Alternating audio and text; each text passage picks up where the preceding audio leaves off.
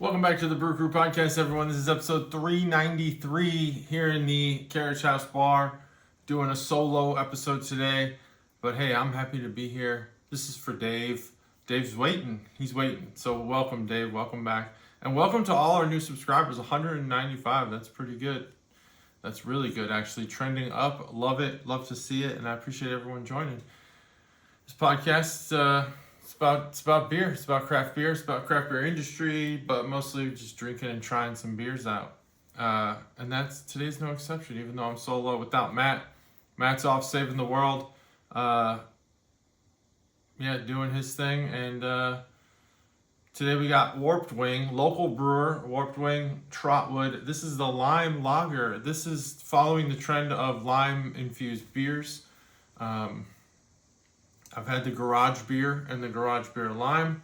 I've had the, what's the other one? I don't remember. But then a couple weeks ago, Svil and I had the lime non-alcoholic beer. So that's good. That's interesting. I'm trying to get centered here on this camera. I can't seem to do it. So, Warped Wing, got a lot to talk about today. It'll be a lot of fun. Hopefully you guys get something out of it. It's got to be interactive. It's hard when you're only by yourself. So, hit the comments section with some of the things if you got thoughts and stuff. So here we are, Warped Wing, Trotwood Lime. Trotwood famously, 321, a Ohio beer from Dayton. Trotwood's a neighborhood in Dayton. Or it might actually be its own town, incorporated town. If not, it's a neighborhood, but I'm pretty sure it's a town. It was, Trotwood had, like Beaver Creek, which, is in the news lately because for some dumb reason, Buc-ee's is suing some people, and one of those businesses is in Beaver Creek. But like Beaver Creek, Trotwood was heavily affected by the tornado in 2019. I think it was 2019 or 2020. And, 2019. And they had to tear some stuff down over there. But so here we are, Trotwood, Warped Wing, Trotwood Lime Lager. I'm gonna drink this and talk about things. The craft beer industry, it's doing its thing. It's not doing great. A lot of breweries are closing down, but a lot are surviving and thriving. So it's not over. And there's a lot going on, especially with science. And I wanted to ask everyone's opinion here about bioengineered ingredients. How do you feel about them? We want to keep our farms in business, of course. We want to use our farms, but there's some things that you can do with bioengineering that, maybe can enhance the beer. Maybe you can do some things. One example is what they call thiolized yeast. It's genetically modified. And genetically modified hops. Is this an innovation or a shortcut? That's the question at hand. In the comments, you should answer. Here's the context that we need to really follow here. I got written down, so I'm looking at my notes. My phone actually is my notes. Thiolized yeast strains are yeasts that are engineered or selected to unlock bounded aroma compounds in hops and barley. So that's interesting. Producing intense guava, passion fruit, and grapefruit aromas without needing massive dry hop charges. So that's that. So you're making yeast. And brewers are apparently increasingly using it. I don't have a source or a citation for that, so I won't go into too much about it. But here's the question. Here's what we need to debate. Is bioengineering yeasts and tweaking the hop science exciting? Is it interesting? Is it the future? Or is this a passing trend and it's something that we should stop doing? You start bioengineering yeast and then all of a sudden you're bioengineering humans, and then you have hybrid yeast human hybrids, and then what? Then you have superhuman yeast. We have like Kal-El, Superman. So that's not good. But maybe it is. So why don't you tell me in the comment section, yeah, how do I feel about that? Well, besides the yeast human hybrid, I feel like innovation's always I don't want to say it's always good because it's not. But innovation does pave the way for invention. And, they say that often people overuse the term innovation all the time. It's not a term that used to be very light. It used to be only reserved for technologies that were disruptive, like the iPhone, for example, is an innovation. It was the first touch phone, and it, but with your finger, they had like stylus and stuff, but it was disruptive. It disrupted the market of cell phones. Back then, we were using like razor phones and sidekicks. So, but then, technologists kind of, they kind of overtook the word and started using it for everything. Everything's innovation now, but it's not. But oftentimes, innovation does lead to invention, and that could be good for craft beer. Craft beer is at a weird inflection point right now where we need innovation, need disruption, need to figure things out. One of those disruptions is non-alcoholic beer. Another thing we could debate. Is non-alcoholic beer here to stay? Is non-alcoholic beer, is it finally respected? Is it finally at a point where we can respect it? That's an interesting question. We should be asking ourselves that. Do I respect non-alcoholic beer? I think largely the answer is yes. We respect it. It's got some good flavor. There's low calorie options. It allows you to have beer flavored beverages without the guilt and the alcohol. So that's cool. Yeast, bioengineered yeast. I'm fine with it. I think we need to do more bioengineering of things like yeast. Make the beer taste better. Do something. It'd be nice if all of the people who aren't drinking could find a way to get involved in the craft beer industry, and maybe you can continue to make the NA beers taste better and better. So maybe that's where we're going. I don't know what yeast would have to do with that, because yeast is used to convert sugar to alcohol, but you gotta start somewhere. That's where we're starting. We're starting with the yeast, and then we're going to bioengineer hops, and then we're going to bioengineer all the rest of the ingredients, including the water. We'll see what happens. So that's where I'm at on that. MLB trade deadline just passed. Cubs made a lot of moves. Brewers didn't make as many moves, but I don't think the Brewers needed to do as many moves. That's the thing. When you're a first place team, how much better do you want to get? Hopefully they won't be first place for long, but we'll see. So let's see what else. Yeah, Warped Wing. I will start to talk about this beer a little bit.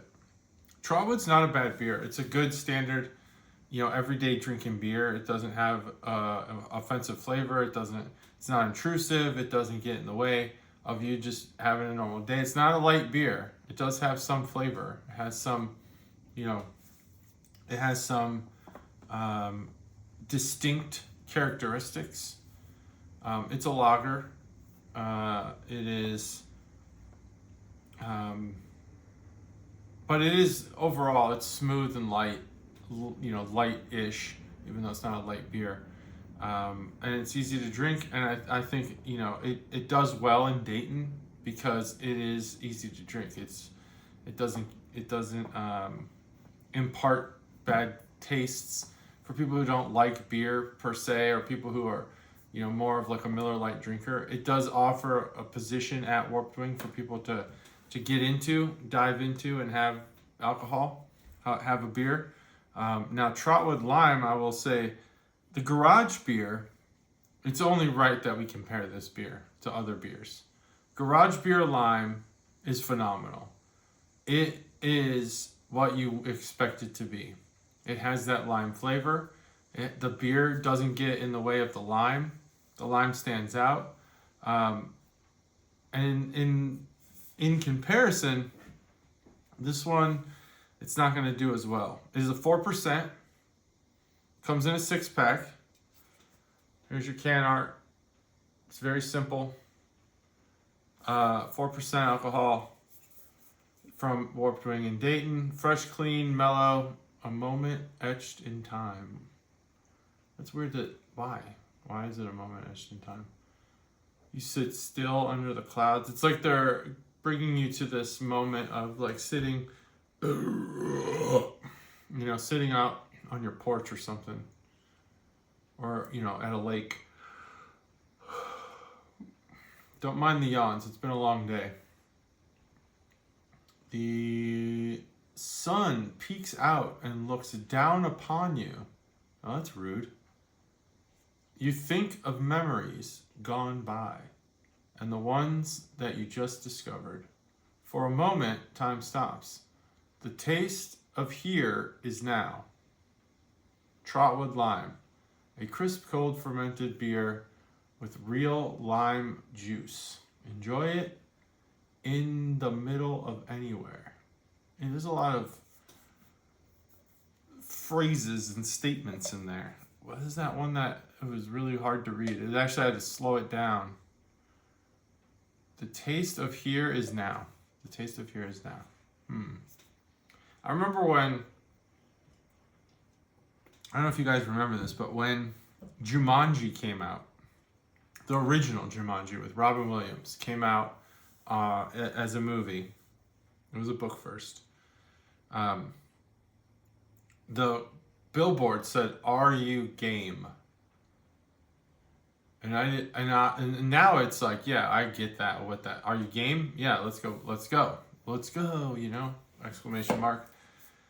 But back then I was like, that doesn't make sense. What does that sentence mean? Are you game? Are you a game?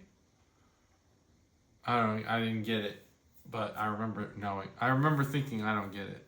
So I get it now. So that's good. That's what that reminds me of.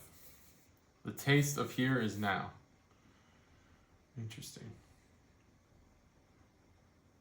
Yeah, I mean, that's fine. This is okay. Compared to Garage Beer Lime, that's a great beer. I don't quite remember Bud Light Lime, but I do remember having it. And I think lime's, it's obviously, the lime light beers are, they're having a moment. Their moment in the sun that's looking down on you.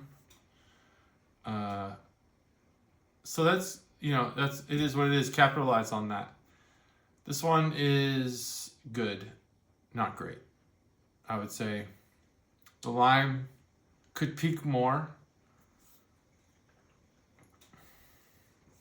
I mean, it's there. It's definitely there. It's pretty good. But it tastes something different about the lime here. I wonder what it is. It's almost like either the beer is masking it and giving it a too subtle of a flavor, or the lime juice is too chemical. It has like a chemical aftertaste. But I don't want to make that claim because I don't think that's true. I think it's probably just genuinely lime juice. I don't think Warped Wing would lie to us. But there's something different about it. And it could be those yeast. I didn't say they're bioengineering yeast. Maybe they should. I'm just saying, maybe something's messing with the flavor of the lime. But overall, I do like it. The underlying lager has just a slight, not hop dankness to it, but like a, kind of like a lager dankness. It's just kind of, what's the word I'm looking for? It's a little, I don't know. It's a little, it's dank. Dank is all I can think of. It's just got like a, little, I don't know. It's not hard to explain. Let me think of the word. It's dankness. It's almost bitter, but not really bitter. It's just like a dry, dank bitterness on the back of the palate. But the lime comes through in the nose or in the breath through the nose. It's not bad. I keep saying that, but it's good. It's a good beer. I'm gonna give this beer a 3.75. 3.75 on this beer. It's good, not great. The lime's there.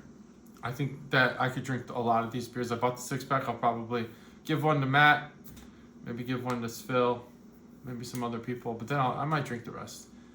Sometimes I don't drink these beers, but I'm gonna drink this one. This one's good. I want to have this on a hot day, sitting next to a fire, and I think that's the point.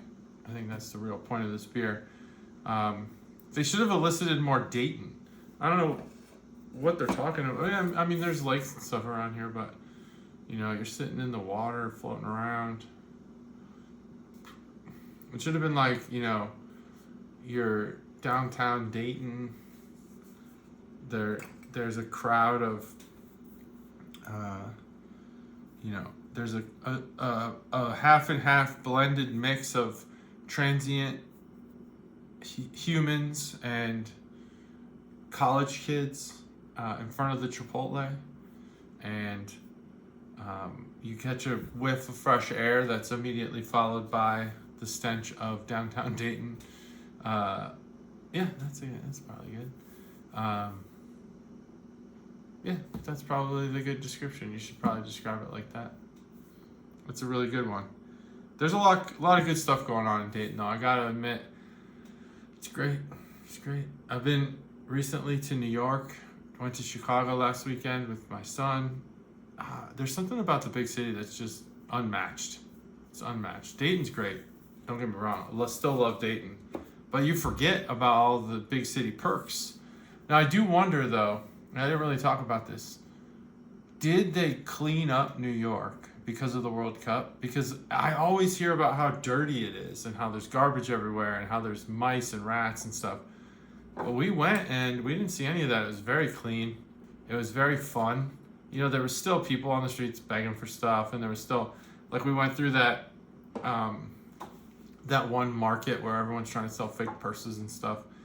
And, it's annoying, but it wasn't dirty. I wouldn't describe it as dirty. Everything seemed really cleaned up. So I wonder if they did that for the World Cup, and maybe I went on like the best weekend you could possibly go. Who knows? But anyway, tell me what you think about bioengineered yeasts and ingredients in the comments. Let me know how you feel about the MLB trade deadline. Let me know how you feel about lime beer. And if you want one of these Warped Wings, I'll get it to you. Let me know. That's it. That's episode 393. 7 more episodes till 400 or 6. I don't know. And then what are we going to do? I don't know. Maybe we should take a trip. But that's it. Bye.